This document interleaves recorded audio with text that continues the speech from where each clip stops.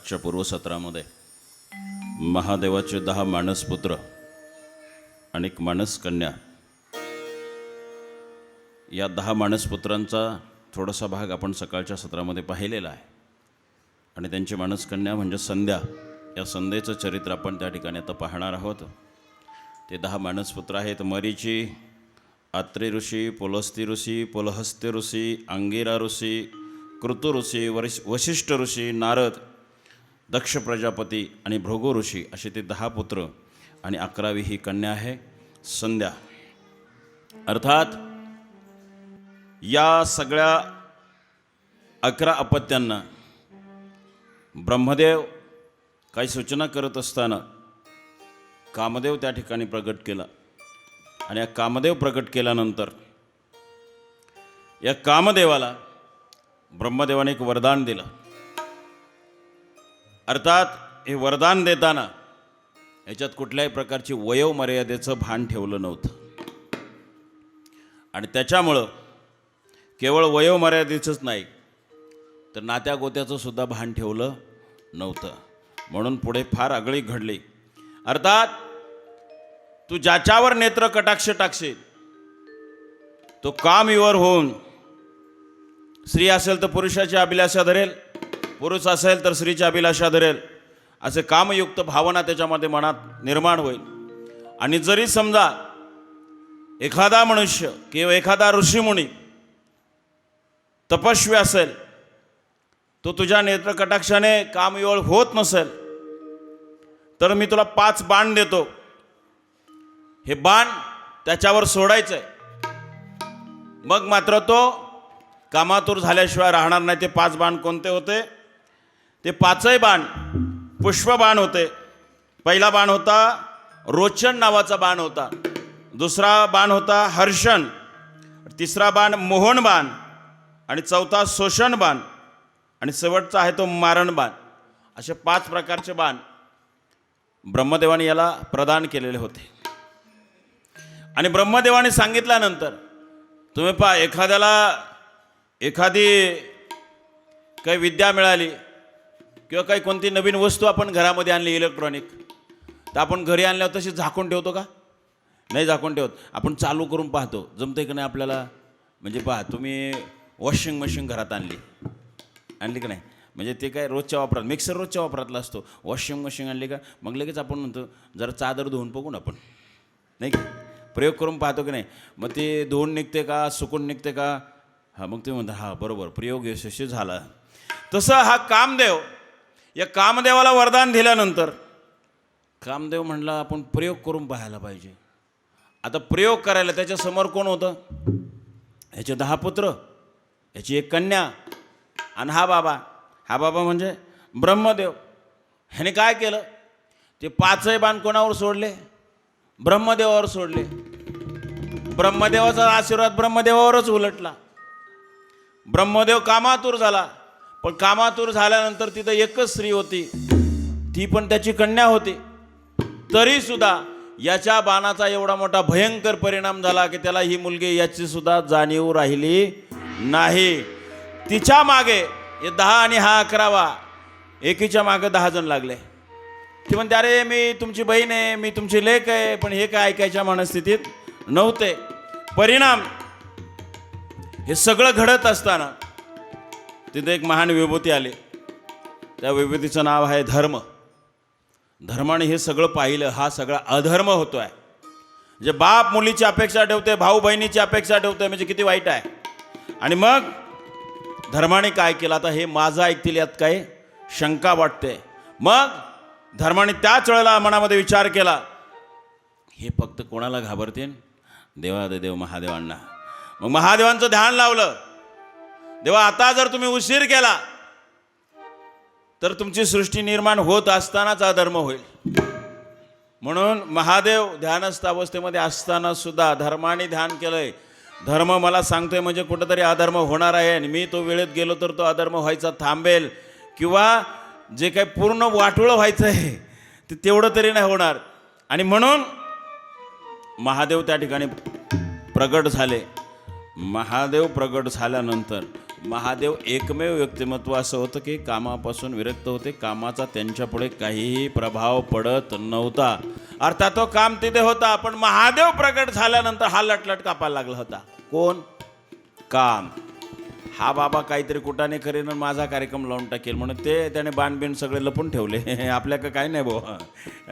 काही काही लोक घाबरतात. मग जे काही असलं ना जवळचं सगळं बाण ते सगळं धनुष्य सगळं बाजूला ठेवलं आणि शांत उभे राहिले असं हात जोडून, जणू काही मी काय केलंच नाही. आता याच्या लक्षात आलं मी काय केलं आणि काय झालंय ते सगळं लक्षात आलंय, पण पश्चाताप झाला. पण आता काय करायचं? आता बदलू तर शकत नाही. यांच्या मनात जी भावना निर्माण झालेली आहे ती काय मी बदलू शकत नाही. माझ्याकडे निर्माण करायचंच अधिकार आहे, बदलायचा अधिकार नाही. मग विद्या अर्धवट कधीच घ्यायची नसती. त्याचे दुष्परिणाम दिसल्यावर ती विद्या मागं घ्यायची पण ताकद पाहिजे. पण कामदेवाकडं तेव्हापासून आजपर्यंत फक्त द्यायचंच आहे, घ्यायचं मागं घ्यायचं अस्त्र त्याच्याकडं नाही आहे. आणि मग देवादिदेव महादेव त्या ठिकाणी प्रकट झाले आणि विधीला विधून त्या ठिकाणी बोलू लागले. विधी म्हणजे ब्रह्मदेव. हे विधी, काय करताय आपण? कोणत्या अवस्थेत येतात? जिच्या मागे धावताय ती तुमची कन्या आहे याची सुद्धा तुम्हाला जाणीव राहिली नाही का? महादेवाला पाहिल्यानंतर एक खजील झाले, सगळे जागच्या जागी थांबले. कारण कामाचं यांच्या पुढे काही चालत नाही. आणि महादेवांची यांची फक्त नेत्र कटाक्ष एकमेकाला भिडले आणि यांच्यातलं काम निघून गेला. शुद्धीवर आले. शुद्धीवर आल्या प्रत्येकाच्या लक्षात आलं, अरे बापरे, ही तर माझी कन्या आहे, ही माझी बहीण आहे. पण या सगळ्या प्रकारामध्ये काम इतका भयंकर आहे. एकनाथ महाराज सांगतात की जसा येडका असतो त्याला आई कळत नाही, तसा हा काम आहे. येडका मदन, येडका मदन, तो केवळ पंचानन. येडका मदन, तो केवळ पंचानन. येडका मदन,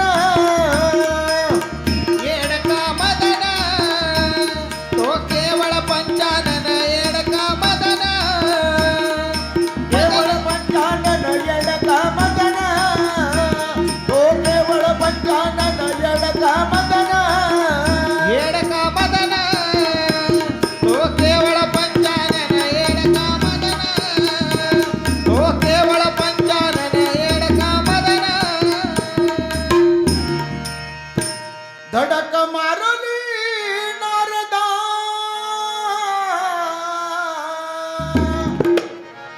धडक मारली नारदा, केला रावणाचा चेंदा. दुर्योधन मारलीला गदा, घेतला प्राण, तो केवळ पंचानन. येडका मदन, तो केवळ पंचानन. येडका मदन, तो केवळ पंचानन. येडका मदन, तो केवळ पंचानन. येडका मदन, येडका मदन.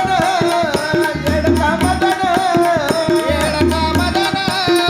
येडका मदन, तो केवळ पंचानन. येडका मदन, तो केवळ पंचानन. येडका मदन, तो केवळ पंचानन. येडका मदन. धडक मारली शंकरा,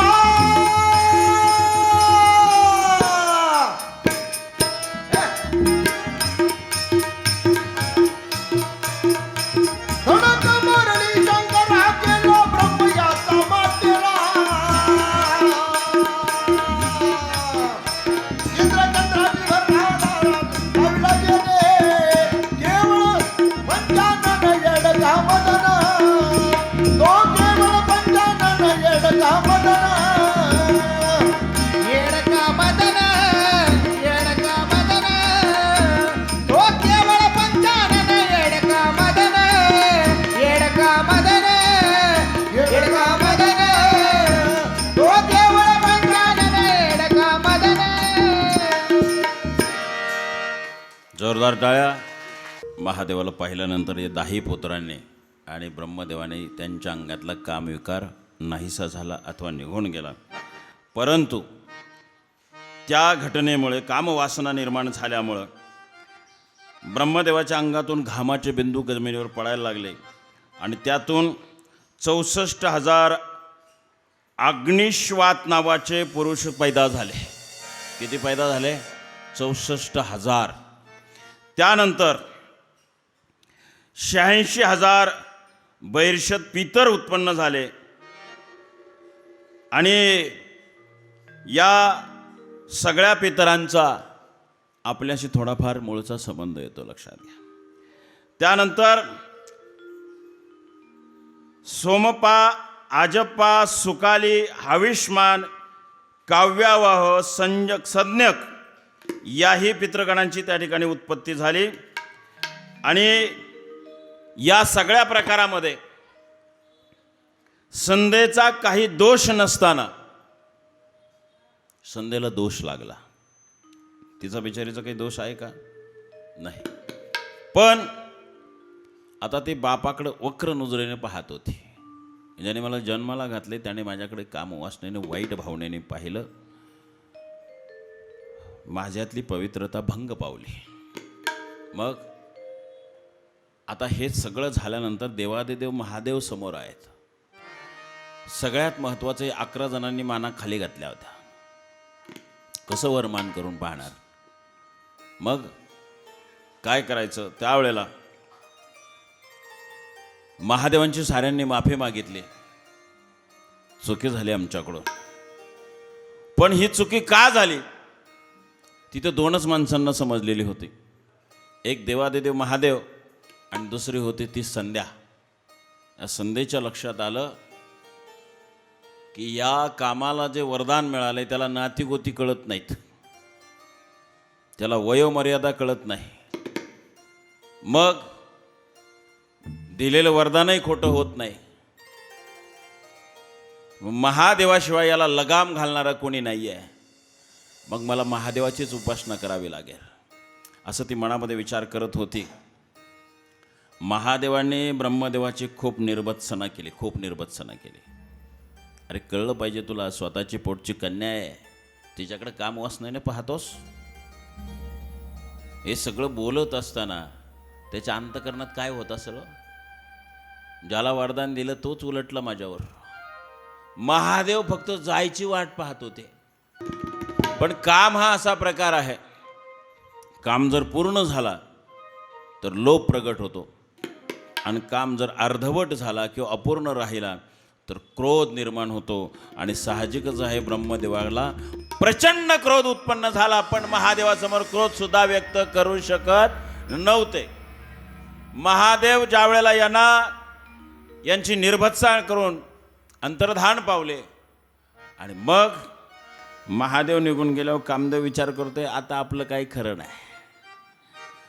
मग त्यावेळेला ब्रह्मदेव क्रोधाने लालबंद झालेले होते आणि त्या कामदेवाला पाहिलं, हे मदना, तुला दिलेला वरदानाचा प्रयोग तू माझ्यावरच केलास. घोर पाप केलंय तू. ज्याने वरदान दिलंय त्यालाच पतित करण्यासाठी तू प्रयत्न केलास.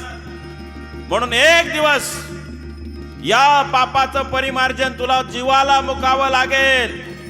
त्याच महादेवाच्या हातून तू भस्मसात झाल्याशिवाय राहणार नाही, असा शाप देऊन टाकला. शाप दिल्यानंतर ते घाबरलं. काय मिळालं आणि काय करून बसलो. आता वेळ निघून गेली होती. पुन्हा गायवाय करू लागलं, विनंती करू लागलं, चूक झाली माझ्याकडून, मी फक्त प्रयोग करून पाहिला हो, माझ्या काही मनात तशी भावना नव्हती. अरे पण तू आमच्या मनात भावना निर्माण केली, त्याचं काय? आम्हाला पर नातीगोती विसरायला लावली तू. मला काय माहिती त्याचा एवढा मोठा परिणाम होईल म्हणून. अरे ते परिणामकारकच आहे आणि ते फक्त तुला दिलंय. मी माणूस निवडण्यात चुकलो. अर्थात आता निवड झाली होती, सगळं देऊन झालं होतं, आता बदलणं शक्य नाही. शाप दिल्यामुळं आता याला कळलं, आता आपलं वाटोळं ठरलेलं आहे. आणि महादेवाच्या हातून मारणार म्हटल्यानंतर तिथं तडजोड करण्याचा काही विषय येत नाही. तुम्हीच मला काहीतरी उशाप द्या. फार गायवाय केली, म्हटलं मी तुमचं चरणच सोडणार नाही. शेवटी ब्रह्मदेवाला थोडीफार दया आली. तर म्हणला तुला पुन्हा हा देह मिळेल, पण आता माझ्या मनात एक भावना निर्माण झालेली आहे. काय भावना निर्माण झालेली आहे की महादेव कामापासून अलिप्त आहे. महादेव मला नको ते बोललेत. हा माझं एकच उद्दिष्ट आहे. ज्याने मला फाडफाड बोललेत त्यांना पण मी स्त्रीविषयी काम भावना निर्माण करायला लावेन. म्हणजे काय करायला लावेन? त्यांना मी विवाह करायला लावेन. त्यांच्याकडे नैतिक ब्रह्मचर्य आहे. विवाह केल्यानंतर नैतिक ब्रह्मचर्य निघून जाईल. मग स्त्रीचा स्पर्श काय असतो ते महादेवाला पण कळेल. त्यांनी खूप प्रयत्न केले. ते प्रयत्न आपण पुढे सांगणार आहोत. पण महादेवावर मात्र त्याचा परिणाम होत नव्हता. आणि मग याला सांगितलं, कोणाला? ज्याला शाप दिलाय त्याला, आता तू यांच्यावर प्रयोग करायचा. ते म्हणला त्यांच्यावर? तुमच्यावर प्रयोग करून एवढा पश्चाताप झाला. त्यांच्या म्हणलं हो माझं तुम्ही आत्ताच शाप देऊन ठेवलाय मला भस्म करा. म्हणजे मला भस्म मसन वाटतच नाही यायला सांगितलं तुम्ही. ते काय तयार होईना. मग तुला उशाप नाही. तुला जर तयार व्हायचं नसेल हां तुला उशाप नाही. आणि तू मरणार आहे एवढं मात्र नक्की. आपण मी मरणार आहे तर मग हे करून फायदा काय? म्हटलं तू जिवंत पण होणार. मग कसं होणार? जेव्हा शिवप्रभूंचं पार्वती मातेशी विवाह होईल हां त्यावेळेला महादेव तुला जिवंत करणार नाही. कारण तू त्यांच्या डोक्यात किलमिश निर्माण केलं. त्यामुळे ते तुला जिवंत करण्याच्या फंद्यात पडणार नाही. मग मला जिवंत करील कोण? म्हणले पार्वती आईसाहेब महादेवांची प्रार्थना करतील तुझ्यासाठी, विनंती करतील. कारण तुला भस्म होताना फक्त पाहणारी ती एकटीच असेल.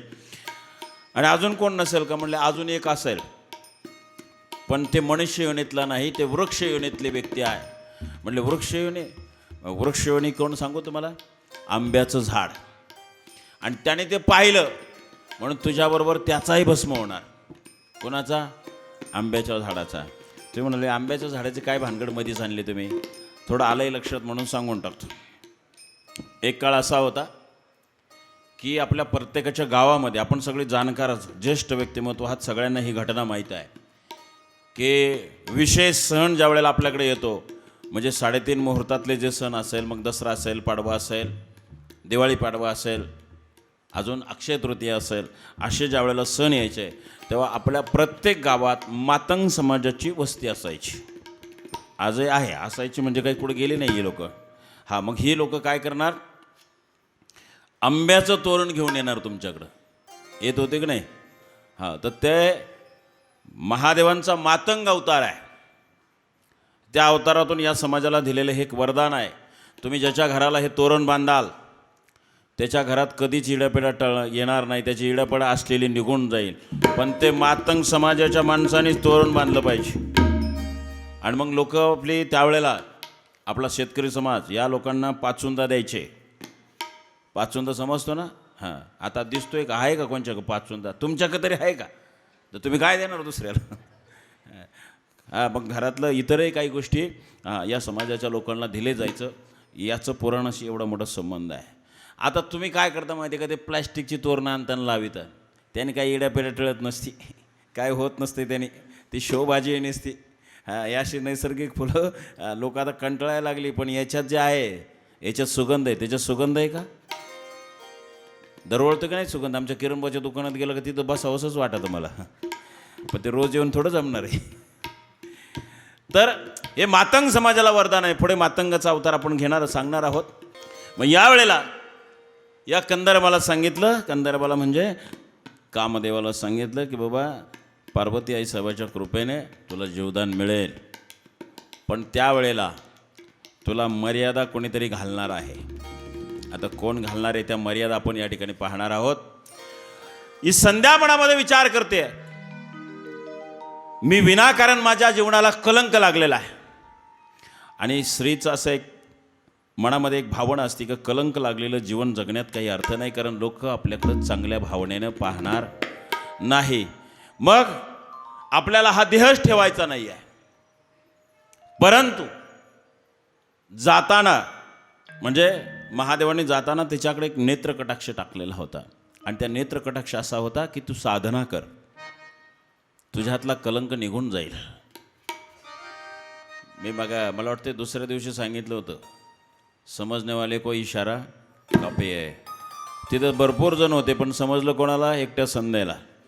कारण देवांना माहीत होतं ह्या कलंकामुळं ही लज्जित होणार आहे आणि हिला समाजात तोंड दाखवण्याची हिची हिलाच लाज वाटणार आहे, अर्थात तिचा काही दोष नसताना. म्हणून भगवंताने जो नेत्र कटाक्ष टाकला ते तिच्या लक्षात आलं आणि लक्षात आल्यानंतर तिनं ठरवलं आता काय करायचं? तपसाधना करायची. स्वतःसाठी नव्हती करत ती तपसाधना. तिनं असं ठरवलं की महादेवांनी जी सृष्टी निर्माण केलेली आहे हा असाच जर प्रकार घडत राहिला जो माझ्या डोळ्यात देखत घडलेला आहे, भविष्यात जर समजा बाप मुलीकडे वाईट नजरेने पाहत राहिला तर नात्या गोत्याची किंमत संपुष्टात येईल. ह्या मर्यादा कुठेतरी उत्पन्न व्हाव्यात ह्याची मला कुठेतरी यासाठी मला तपसाधना करायला लागणार आहे आणि हे केल्याशिवाय मी माझा देह समर्पित करणार नाही. आणि म्हणून ती हिमालयामध्ये गेली आणि हिमालयामध्ये गेल्यानंतर तपसाधना करायची होती. पण तप कसं करायचं याची काही तिला कल्पना कोणी दिली नव्हती, कारण ती दीक्षित नव्हती. दीक्षित म्हणजे आडनावाची दीक्षित नाही. हां, आडनावाची दीक्षित आहेत आता. दीक्षित म्हणजे दीक्षा धारण केलेली नव्हती आणि दीक्षा धारण जर केले नसेल तर तपाचं आचरण कसं करावं, कशा पद्धतीने ध्यान लावावं, कसं त्या ठिकाणी मंत्रोच्चार करावा, शिवजी कोणत्या मंत्राने प्रसन्न होतील याची तिला काहीही कल्पना नव्हती. फक्त मला तपसाधना करायची, आराधना करायची, उपासना करायची हा हे तिच्या मात्र लक्षात आलेलं होतं. आणि मग तिनं ठरवलं कुठं तपश्चर्याला जायचं. त्यावेळेला ती चंद्रभागा पर्वतावर गेली. चंद्रभागा पर्वतावर गेल्यानंतर तिथं वशिष्ठ मुनींनी तिला पाहिलं आणि तिला पाहिल्यानंतर कुणीतरी योगिनी आहे, साध्वी आहे असं त्यांच्या लक्षात आलं. आणि मग ते म्हणाले, हे भद्रे, तू अल्पवयीन आहेस आणि ही निर्जन जागा आहे, इथे साधना करणारी लोक येतात, उपासना करणारी लोक येतात, तपश्चर्या करणारी लोक येतात. म्हटले मग मी त्याच्यासाठीच आले, पण तप कसं करावं याची मला जाणीव नाही. मी दीक्षित नाही आहे, म्हणजे कोणाची दीक्षा घेतलेली नाही. तुम्ही महान मुनी आहात, तुम्ही जर मला दीक्षा दिली आणि तपसाधना कशी करायची याची जर मला तुम्ही दीक्षा दिली हां तर मला सृष्टीच्या कल्याणासाठी ही साधना करायची आहे. तर साधना करायची आहे तर या ऋषींनी सांगितलं, वशिष्ठांनी सांगितलं हां की तुला साधना करायची असेल तर महादेवांचीच करावे लागेल. हां ती म्हटली मी पण महादेवांचीच करायची असं ठरवून आले. दोघांचं एकमत झालं.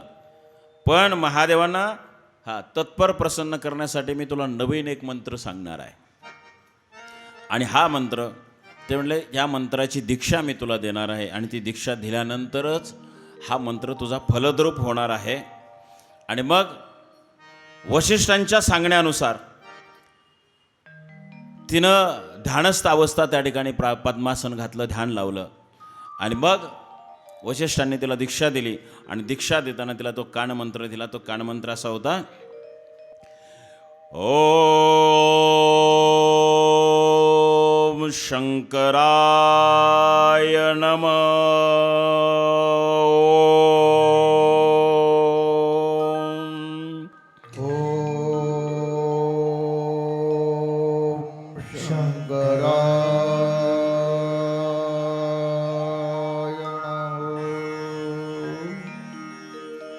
या मंत्रामध्ये आरंभालाही ओम आहे आणि शेवटीसुद्धा ओम आहे. ओम शंकराय नम ओम असं 2 वेळा उच्चार करायचा आहे. लक्षात घ्या, 2 वेळा मध्ये काही अक्षरं घेऊन ओम उच्चारायचं म्हटल्यानंतर शरीरातला ऑक्सिजन कमी पडतो. मग मला एक सांगा, आता एकदाच आपण ह्या मंत्राचा उच्चार केलेला आहे, शेवटचा ओम उच्चारायला ऑक्सिजन शरीरातला संपलेला असतो. मग किती खडतर साधना केली असेल संध्येने, स्वतःसाठी केली का? पुढची सृष्टी नातीगोत्यांचं स्मरण व्हावं, वयाची मर्यादा राखावी यासाठी ती खऱ्या अर्थाने साधना करत होती. आणि मग खूप काळ त्याने ही साधना केली, कारण ती साधना तेव्हाच फलद्रूप होणार होती जेव्हा तो कालावधी पूर्ण होणार आहे. आणि कालावधी पूर्ण झाल्याशिवाय तिला जे मागायचं आहे त्याचं फळ तिला मिळणार नव्हतं. मग खूप कालावधीमध्ये त्या ठिकाणी तिनं ती साधना केली आणि ती साधना इतकी खडतर होती. ती खडतर साधना पाहून शिवजी त्या ठिकाणी प्रकट झाले आणि शिवजी प्रकट झाल्यानंतर त्यांचं जे स्वरूप आहे ते स्वरूप भस्म उटी रुंडमाळा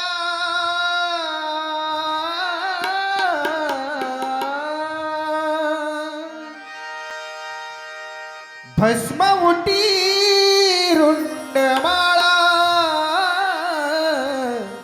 हाती त्रिशूळ नेत्री ज्वाळा हाती त्रिशूळ नेत्री ज्वाळा हाती त्रिशूळ नेत्री ज्वाळा हाती त्रिशूळ नेत्री ज्वाळा हाती त्रिशूळ नेत्री ज्वाळा हाती त्रिशूळ नेत्री ज्वाळा भस्म उटी रुंडमाळा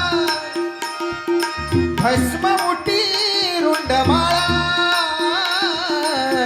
हाती त्रिशूळ नेत्री ज्वाळा हाती त्रिशूळ नेत्री ज्वाळा हाती त्रिशूळ नेत्री ज्वाळा हाती त्रिशूळ नेत्री ज्वाळा हाती त्रिशूळ नेत्री ज्वाळा हाती त्रिशूळ नेत्री ज्वाळा गजचर्म व्याघ्रांबर गजचर्म व्याघ्रांबर गजचर्म व्याघ्रांबर गजचर्म व्याघ्रांबर कंठी शोभे वासुकिहार कंठी शोभे वासुकिहार कंठी शोभे वासुविहार कंठी शोभे वासुविहार भस्म उटी रुंडमाळा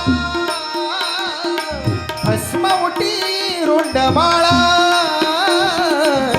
हाती त्रिशूळ नेत्री ज्वाळा हाती त्रिशूळ नेत्री ज्वाळा हाती त्रिशूळ नेत्री ज्वाळा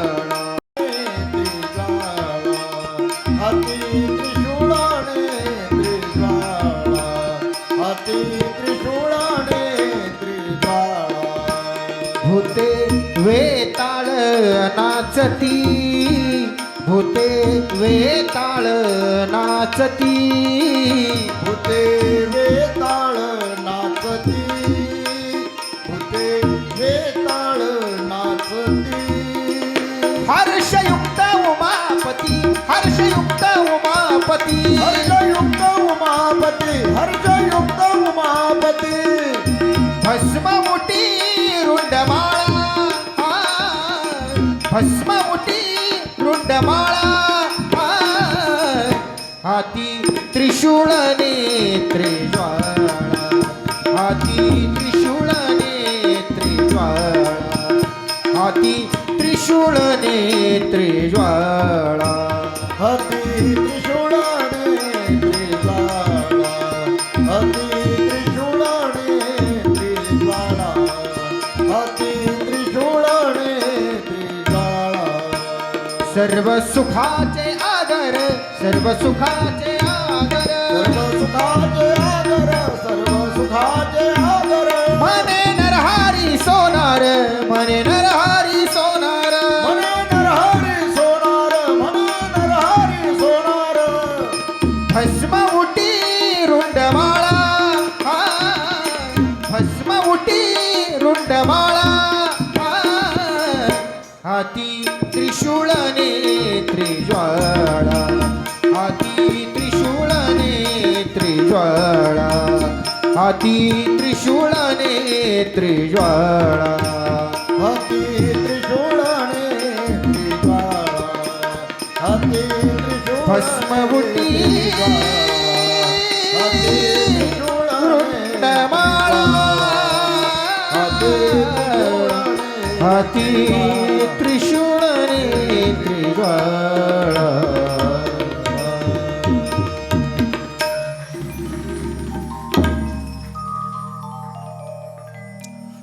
साक्षात देवादिदेव महादेव या संध्येसमोर प्रगट झालेले आहेत आणि संध्येसमोर प्रगट झाल्यानंतर महादेवांनी तिला आवाज दिला, हे संध्या. तू ज्यांची आराधना करते तो देवादिदेव महादेव तुझ्या सन्मुख प्रकट झालेले आहेत. हळूवार डोळे उघडले. शेकडो वर्षाची तपश्चर्या होती. आणि डोळे उघडून पाहिलं. तुकोबराय म्हणतात, कृत्य कृत्य झालो, इच्छा केली ते पावलो. किती वर्षाची इच्छा होती की भगवंत मला त्या ठिकाणी स्वतंत्र दर्शन द्यावे. स्वतंत्र, याच्यात कोणाचाही अधिकार नाही. म्हणजे आपण असं म्हणतो ना, एखादी गोष्ट आपल्याला प्राप्त झाल्यानंतर आता माझा जीव भांड्यात पडला, म्हणजे अशी अवस्था त्याची झाली. परंतु देवाला साष्टांग दंडवत घातलं, प्रणाम केला आणि करुण भावनेने बोलू लागले, देवा, माझ्या तपसाधनेतून माझा जर कलंक निघून गेला असेल, मी जर पवित्र झाले असेल, तरच मी तुमच्याशी संवाद साधू शकते, तरच मी तुमच्याशी बोलू शकते. महादेव म्हणाले, हे संदेह, तू कालही पवित्र होती, आजही पवित्र आहे आणि उद्याही पवित्रच राहणार आहे. तू इतकी पवित्र राहणार आहे, इतकी पवित्र राहणार आहेस की तुझ्याशिवाय माझं भजन पूजन सुद्धा कोणाला करता येणार नाही. तू इतकी पवित्र आहे, एवढं तुला मी वरदान देतो देवा. परंतु मला जो लागलाय तो कलंक, त्याचं काय? तो तुझ्या मनात आहे, तो पहिल्यांदा काढून टाक. माणसं मनातच बऱ्याच गोष्टी ठेवून ठेवतात. तुझ्या मनात जे ठेवलंय ना, ते पहिल्यांदा बाहेर काढ. तू निष्कलंक आहे, हे जग सांगत नाही.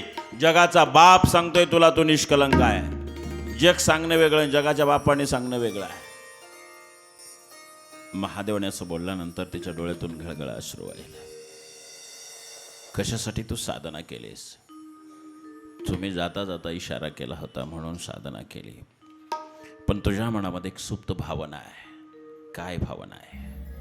ती तुझ्या वाणीतून व्यक्त व्हावे. हे शिवप्रभू, असा जो झाला प्रकार तुम्ही पाहिलाय ना, असाच प्रकार जर पुढे होत राहिला तर बाप लेकीच्या नात्याला कलंक लागेल. तो भविष्यात हा कलंक चुकून सुद्धा कुठे लागला नाही पाहिजे. किमान समोर पाहिलेली जर बहीण असेल, मुलगी असेल, तर त्या पुरुषाच्या अंतकरणात काम उत्पन्न झाला नाही पाहिजे. पुन्हा स्त्री असेल, तिच्या समोर बाप असेल, भाऊ असेल, त्या स्त्रीच्या मनात सुद्धा काम उत्पन्न झाला नाही पाहिजे, असं वरदान मला हवं आहे. भगवंताने सांगितलं, अजून काय हवंय तुला? देवा, हा काम कोणत्याही अवस्थेमध्ये प्रकट होतो. त्याला एक विशिष्ट अवस्था ठरवून दिली पाहिजे तुम्ही. ते काय अवस्था आहेत? तेव्हा भगवंताने सांगितलं की माणसाच्या जीवनामध्ये, पशुच्या जीवनामध्ये काम फक्त माणसालाच उत्पन्न होतो असं नाही, पशुला सुद्धा उत्पन्न होतो. त्याच्या आयुष्यातल्या 4 अवस्था असतात. त्या 4 अवस्था अशा आहेत. पहिली जी अवस्था आहे, शैशव नावाची अवस्था आहे.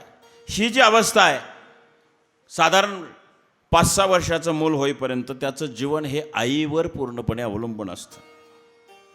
त्यानंतर दुसरी अवस्था जी प्राप्त होते त्याला कौमारी अवस्था म्हटलं जातं. ही अवस्था 16 वर्षाच्या आसपास त्या ठिकाणी सुरू होते.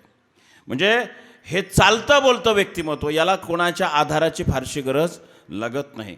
त्यानंतर महत्त्वाची जी अवस्था आहे, या 16च्या पुढे जी अवस्था त्या माणसाला प्राप्त होते किंवा त्या पशुला प्राप्त होते, त्याला यावनी अवस्था, यौवन अवस्था म्हटलं जातं, म्हणजे निखळ तारुण्य. आणि त्यानंतर शेवटची जी अवस्था आहे ती आहे वार्धक्य. या सगळ्या ज्या 4 अवस्था आहेत, या 4 अवस्थेमधून प्रत्येक स्त्री असू अथवा पुरुष असू द्या, याला जावंच लागतं. तो पशु असला तरी सुद्धा त्यालाही वार्धक्य येतच, त्यालाही तारुण्य येतच, त्यालाही बालपण असतंच. याच्यातून कोणालाही चुकून जाता येत नाही की असं कोणी आहे का मला म्हातारपणच येणार नाही, मी कायमच बालपणात राहील, असं कोणीच नाही. आता बालपणात 4 जण राहिलेत. पहिल्या किंवा दुसऱ्या दिवसाच्या कथेमध्ये आपण ते सांगितलंय, सनकादिक ते आजही 5च वर्षाचे आहेत. कारण त्यांच्या दृष्टीनं तो शाप वरदान ठरला. आणि म्हणून ते तेवढे 4 जण जर सोडले तर बाकीच्या सगळ्यांना या अवस्थेतून जावं लागतं तुम्हाला मला सगळ्यांना कथा सांगत असले तरी बी आणि ऐकत असले तरी बी सुटका कोणाचीही नाही. कारण हा प्रकृतीचा सृष्टीचा नियम आहे, तो कोणीही डावलू शकत नाही. म्हातारपण आलं, दात पडले, नजर गेली, हात थरथर कापायला लागले म्हणून देवावर खटला भरता येत का? येतोय भरता. कोर्टच नाही असं की जिथं तू खटला चालेल, खटला भरता येत नाही देवावर. या अवस्थेमधून जावं लागतं सगळ्यांना. मग त्यावेळेला महादेवांनी सांगितलं तुझ्या इच्छेखातर जेव्हा मनुष्य तारुण्य अवस्थेमध्ये जाईल त्याच वेळेला त्याच्या अंगामध्ये काम प्रगट होईल अथवा होणार नाही. आणि तो काम प्रगट झाल्यानंतर तो एक ठराविक काळापर्यंत त्याच्याजवळ राहील. त्याला वार्धक्याची अवस्था लागल्यानंतर मग मात्र त्याच्याकडं काम प्रगट होणार नाही. बाल्यावस्थेत सुद्धा प्रगट होणार नाही. फक्त तारुण्य अवस्थेमध्ये तो 16च्या पुढे ढळल्यानंतर मग त्याच्याकडं काम प्रगट होईल. संध्येला इतका आनंद झाला की आता कुठंतरी मर्यादा भगवंतांनी घालून दिलेल्या आहेत. आणि म्हणून आता कोणाही लेकी बाळीला कलंक लागणार नाही, कुणाही भगिनीला कलंक लागणार नाही, कुणाही भावाला सुद्धा कलंक लागणार नाही, कुणा बापालाही कलंक लागणार नाही. विचार करा, आपल्या साऱ्यांचा कलंक एकट्या संध्येने पुसून काढला व लागूच दिला नाही. पुसून काढला म्हणण्यापेक्षा लागूच दिला नाही. आपल्या सगळ्यांची म्हणजे कृतयुगात तिने साधना केली, त्याच्यानंतर त्रेतायुग गेलं, द्वापारयुग गेलं, आता कलियुग अर्ध निघून गेलं, पण अशी घटना होत नाही. कारण संध्येनं ते महादेवांकडून वरदान मागून घेतलं. त्यानंतर महादेवांनी विचारलं अजून तुझ्या मनामध्ये काहीतरी सुप्त भावना आहेत. काय भावना आहेत? मला असा पती मिळावा की तू काम विवश झाला नाही पाहिजे, मी सोडून त्याने कोणाकडेही काम भावनेनं पाहिलं नाही पाहिजे, आणि जो कोणी पुरुष यापुढे माझ्याकडे काम वासनेने पाहिल त्याला नपुसकत्व द्यावं. महादेवांनी तेही वरदान त्याला देऊन टाकलं. त्यानंतर ही सगळी वरदानं प्राप्त झाल्यानंतर तिच्या एक गोष्ट लक्षात आली की मला पती कोण मिळणार, कोण असा पती असेल, तो कसा मला प्राप्त होईल. त्यावेळेला महादेवांनी सांगितलं या इथून चंद्रभागा नदी तीरावर तपोभूमीमध्ये मेघातिथी ऋषींचा एक आश्रम आहे. त्या आश्रमामध्ये तिथे एक महायज्ञाचं अनुष्ठान सुरू आहे आणि तो यज्ञ सतत 12 वर्ष चालणार आहे. तिथे अनेक ऋषीमुनी आहेत. त्या अनेक ऋषीमुनीमध्ये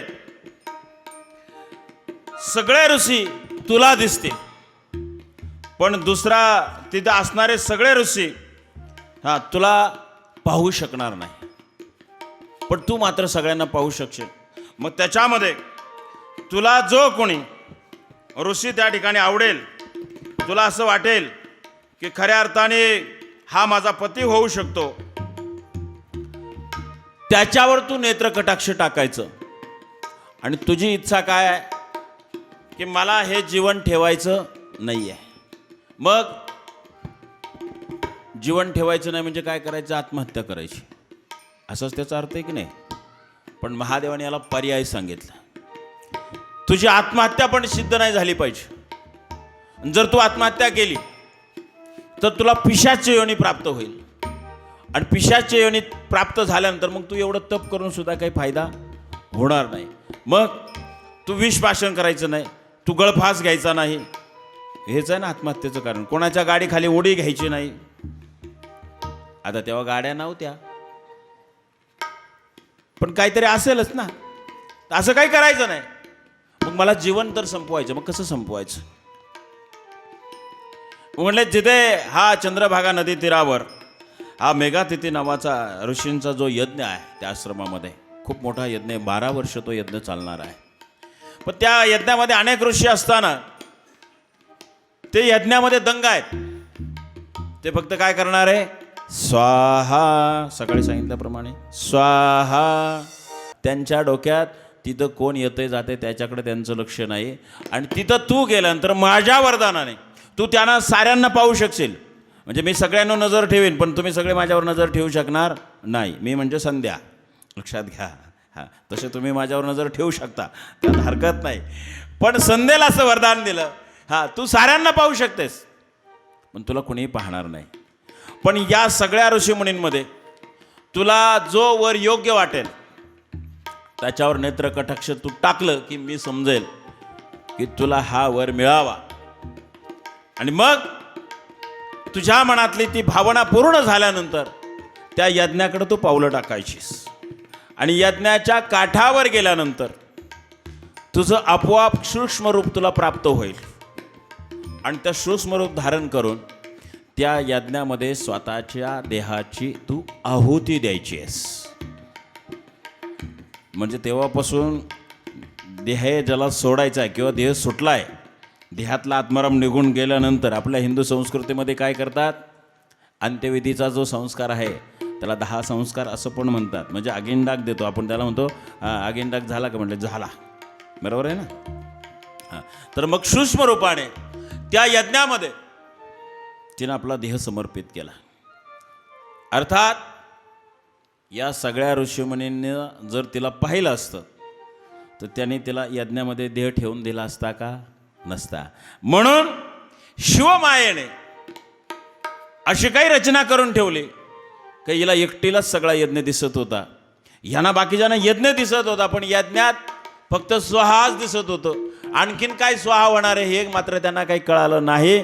परिणामी शिवमायेच्या कृपेने तिच्या मनातली इच्छा पूर्ण झाली. जाता जाता तिला एक ऋषी आवडला. त्या ऋषीचं नाव आहे वशिष्ठ ऋषी. हे जे 10 जण होते ना, ह्या 10 जणांमधला तो एक होता बरं का. हां, आता तुम्ही म्हणाल मग हे तर बहीण भाऊ, मग यांचं कसं काय. हां, तर हिचा पुनर्जन्म आहे. आणि पुनर्जन्मामध्ये हिचं पुन्हा गोत्र बदललं. पुनर्जन्मामध्ये ही अरुंधती नावाने जन्माला आली. आणि अरुंधती नावाने जन्माला आल्यानंतर तिचा आणि त्यांचा विवाह झाला. पण तत्पूर्वी अजून महादेवांचं वरदान बाकी आहे. तिचं नाव संध्या असल्यामुळं महादेवांनी काय केलं, तिचं जे सूक्ष्म शरीर जे 10 झालेलं होतं त्याचा जो काही अंश होता त्या यज्ञातून घेण्याचा अधिकार फक्त कोणाला आहे, महादेवांना. मग महादेवांनी काय केलं, त्या यज्ञामधून या संध्येचा सूक्ष्मदेह आपल्या हातामध्ये घेतला आणि सूर्यमंडळामध्ये प्रवेश केला. सूर्यमंडळामध्ये प्रवेश करायचं कोणाचं काम नाही.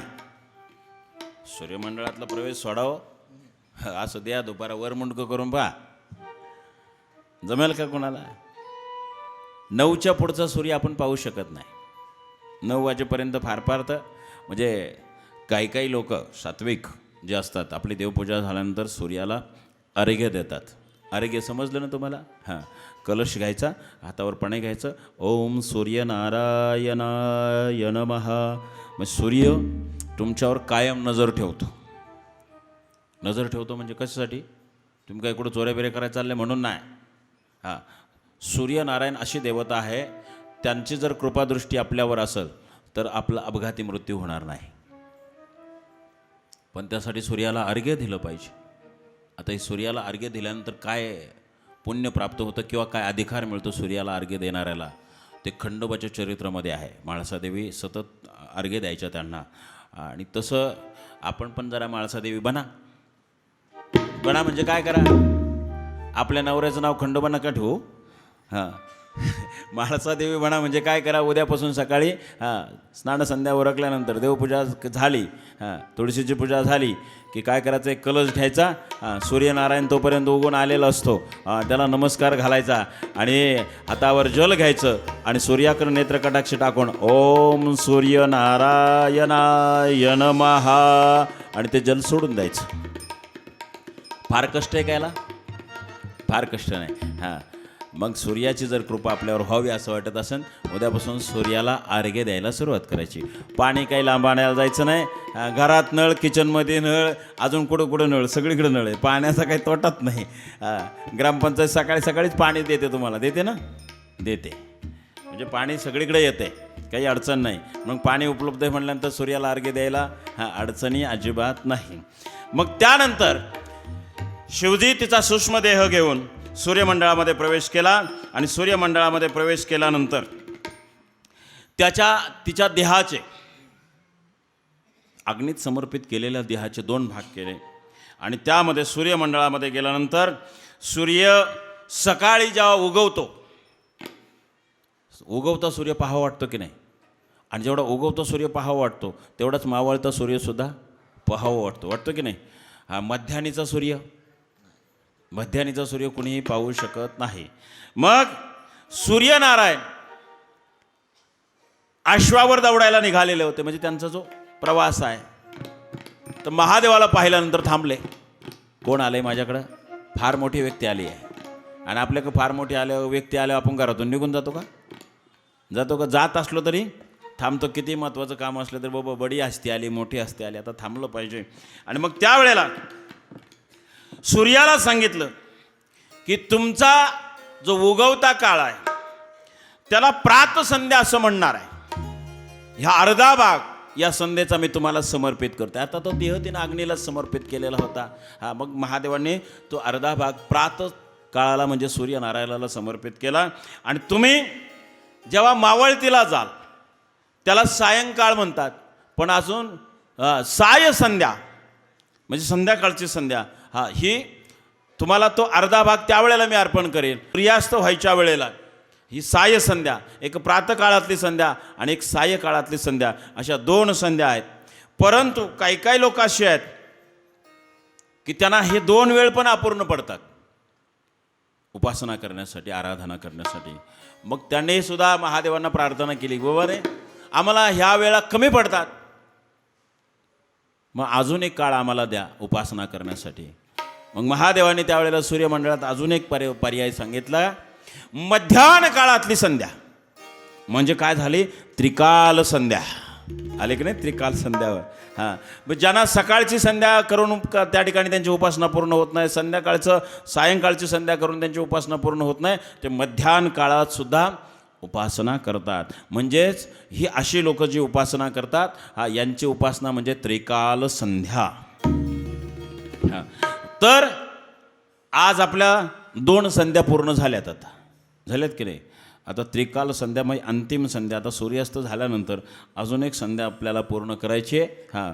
आणि ती एकाच व्यक्तीच्या सानिध्यात करायची आहे, जे आजचे कथावाचक आहेत त्यांच्याकडून. तुम्हाला सकाळची प्रातसंध्या 9 ते 11च्या सुमारास पूर्ण झाली आपली. आता सायंकाळची संध्या म्हणजे ती मध्याह्न काळात आपण धरायची आहे. कारण सूर्य तेव्हाच कळतो की जेव्हा अस्ताच्या दिशेने जात असतो. तसं 1च्या सुमारानंतर सूर्य कळतो, पण 1चा सूर्य पाहू शकत नाही, 2चा पाहू शकत नाही, 3चा पाहू शकत नाही, 4चाही पाहू शकत नाही, 5चाही पाहू शकत नाही. सूर्यास्ताची वेळ ज्या वेळेला जवळ येते तेव्हा तो सूर्य पाहायला नेत्रांना गोड वाटतो, म्हणजे पाहावासाच वाटतो. बऱ्याच वेळेला ते आपल्याकडे असतं ना, लोक म्हणते झाडाच्या आड गेला भारी दिसतो, डोंगराच्या आड गेला भारी दिसतो. मग लोक फोटो काढतात आणि टाकतात मोबाईलला, आपल्याच ग्रुपला पहिल्यांदा नाही का. मग अशा 2 संध्या आपल्या आज पूर्ण झालेल्या आहेत. आणि मग आता आपल्याला तिसरी संध्या, संध्याकाळच्या कीर्तन सेवेतून आदिमायेच्या रूपाचं वर्णन करणारी ही तिसरी संध्या. म्हणजे आज आपण, तुम्ही आणि मी मिळून आपण सगळेजण त्रिकाल संध्या प्राप्त करणार आहोत. आणि तिचं चरित्र आज आपण ऐकलेलं आहे.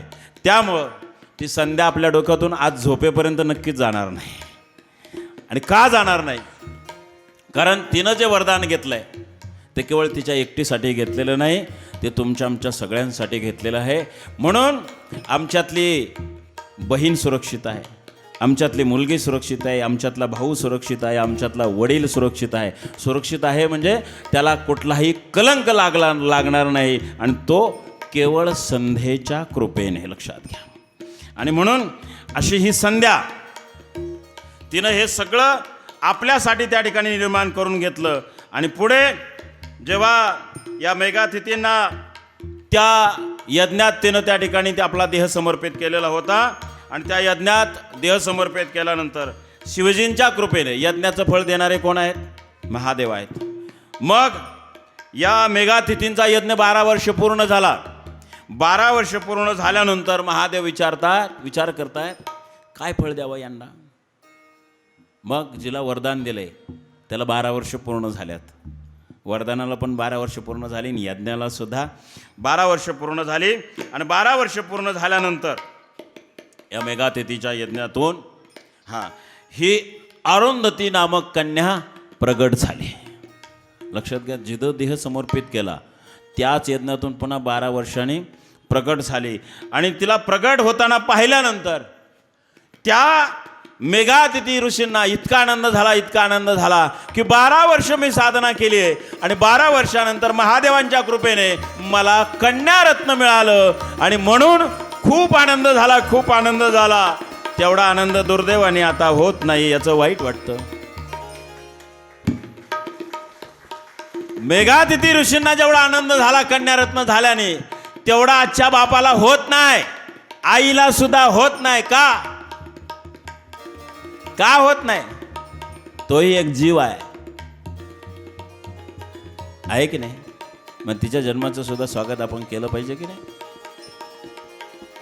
म्हणून शास्त्रपुराण आम्ही समजावून घ्यावी ती यासाठीच की आम्ही कुठं चुकतोय, आमचं कुठं वाकडा पाऊल पडतोय ते आमचा सरळ पाऊल पडला पाहिजे, आमच्याकडून चूक घडलीच नाही पाहिजे, यासाठी शास्त्रपुराण ऐकायची आहेत.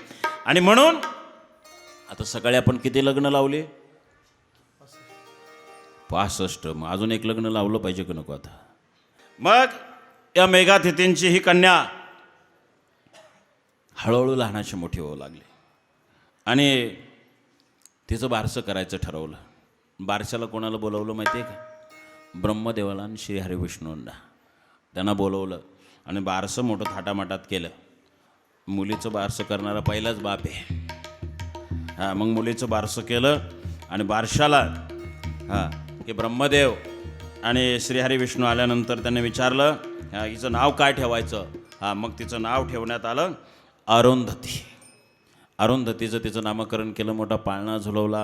अशी ते छान थाटामाटा, कारण यज्ञातून प्रगट झालेली होती द्रौपदीसारखी.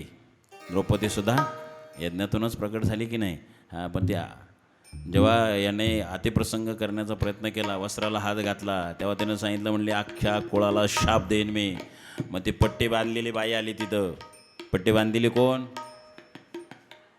आंधळ्याची बायको गांधारी, ती पण आंधळीच. काय गरज होती का पट्टी बांधायची? हे आंधळं हिनं पट्टी बांधली. मग पोरं मोकाट सुटली, कशी वागायला लागली.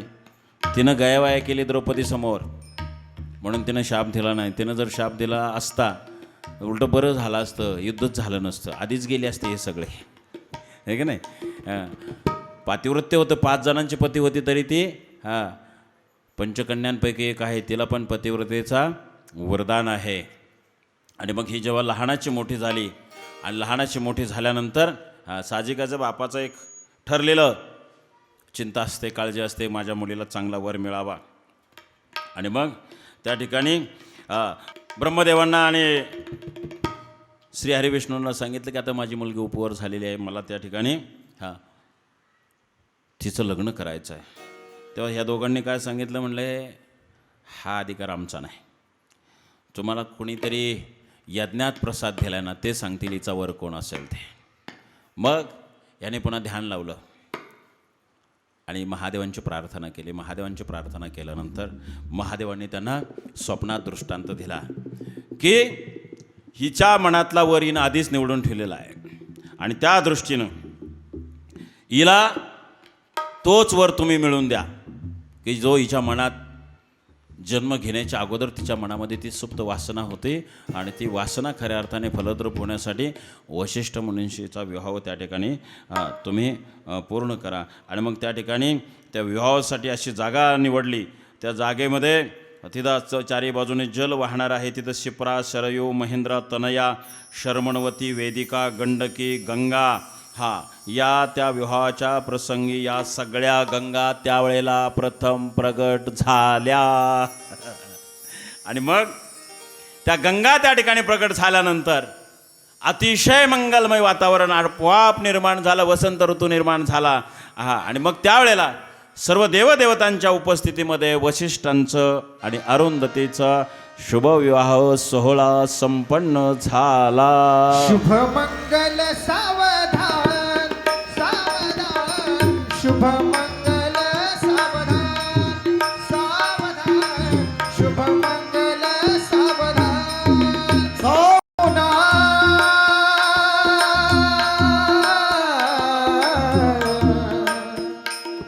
गोदावरी नर्मदा शिप्रावे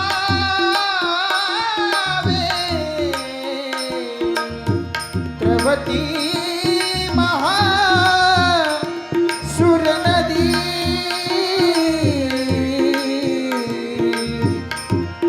ख्याता गया गंदगी पूर्णा पूर्ण जलई समुद्र सरिता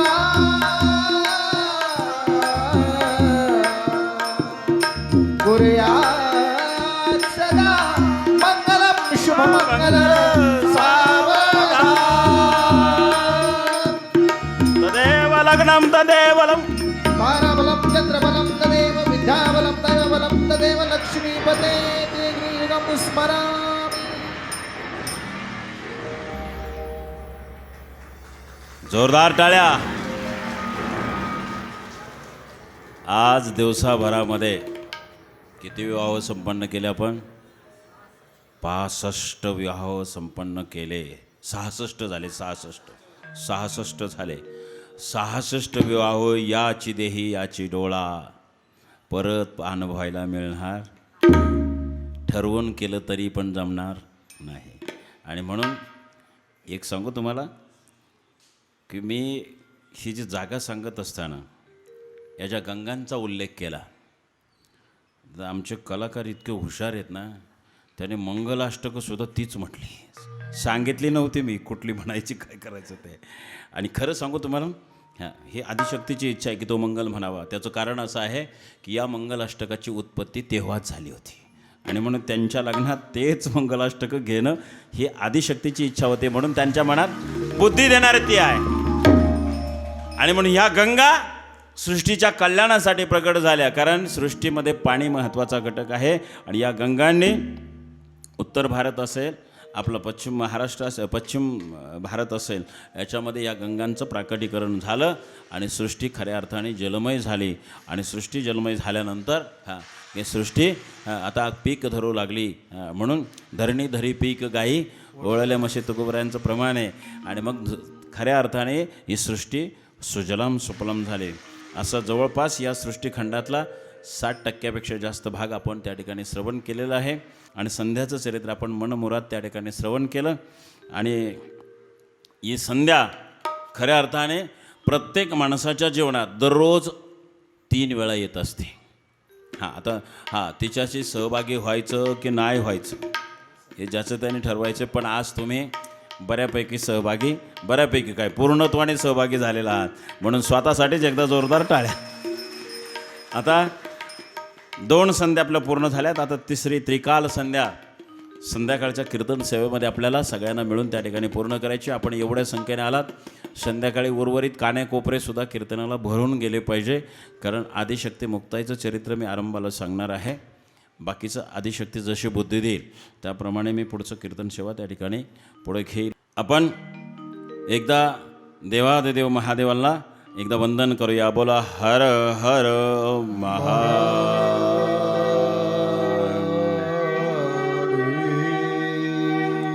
देवी संध्या माते की, प्रभु रामचंद्र भगवान की, आदिशक्ति जगदम्बा मुक्ताई माते की जय. छत्रपति शिवाजी महाराज की जय. धर्मवीर संभाजी महाराज की जय. ओम नमो पार्वते पते हर हर महादेव.